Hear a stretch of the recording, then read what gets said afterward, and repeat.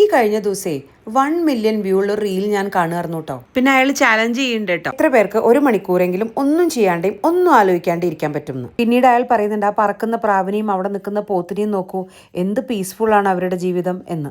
അയാൾ പറയുന്നതിൽ കാര്യമൊക്കെ ഉണ്ട് കേട്ടോ.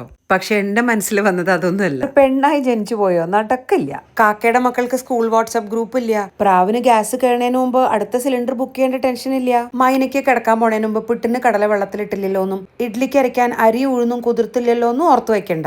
പോത്തിന്റെ പിന്നിലത്തെ വാതിൽ പൂട്ടിയോന്ന് അന്വേഷിക്കേണ്ട. പട്ടിക്കും പൂച്ചയ്ക്കും ഗ്യാസ് അടച്ചോ പാലുകാരന്റെ പൈസ കൊടുത്തോ എന്നൊന്നും ആലോചിക്കേണ്ട. ഒന്നും ചെയ്യാണ്ട സ്വസ്ഥായിട്ട് 1 മണിക്കൂർ അല്ലാട്ടോ, ഒരു ഫുൾ ദിവസമായിരിക്കാൻ നല്ല ആഗ്രഹമുണ്ട് ഞങ്ങൾക്കൊക്കെ. ഇനിയിപ്പോൾ ഒരു ഞായറാഴ്ചയാണെങ്കിലോ എല്ലാവരും സുഖമായിട്ട് കിടന്നുറങ്ങും. പക്ഷെ പല വീടുകളിലും ഞായറാഴ്ചയാണ് സ്പെഷ്യൽ ഉണ്ടാക്കുക. അപ്പൊ അമ്മയ്ക്ക് അന്ന് നേരത്തെ എണീക്കണം. ആരെയും കുറ്റം പറഞ്ഞിട്ട് കാര്യമില്ല. ഞങ്ങൾ പെണ്ണുങ്ങളുടെ തലച്ചോറിലെ ഒരു പെൻഡിങ് വർക്കിന്റെ ആപ്പ് ഉണ്ട്. അതിലൊരു 10-48 ടാബെങ്കിലും എപ്പോഴും തുറന്നിട്ട് തന്നെ ഉണ്ടാവുക. അതൊന്ന് അൺഇൻസ്റ്റാൾ ചെയ്യണം, അല്ലാണ്ട് അതൊന്നും നടക്കില്ല. അതുകൊണ്ട് ഒരു സ്ത്രീയോട് ഒന്നും ചെയ്യാണ്ടിരിക്കുമെന്ന് പറയുന്നത് മീനിനോട് വെള്ളത്തിൽ പോവാണ്ടിരിക്കുമെന്ന് പറയണ പോലെയാ. ഞങ്ങളുടെ ബ്രെയിൻ ഒരിക്കലും ഷട്ട് ഡൗൺ മോഡിൽ പോവില്ല. അൺലേൺ ചെയ്യൂ, വെറുതെ ഇരിക്കൂ, സ്വസ്ഥമായിരിക്കൂ എന്നുള്ള തത്വങ്ങളും കൊണ്ട് ഞങ്ങളുടെ അടുത്തേക്ക് വരണ്ട.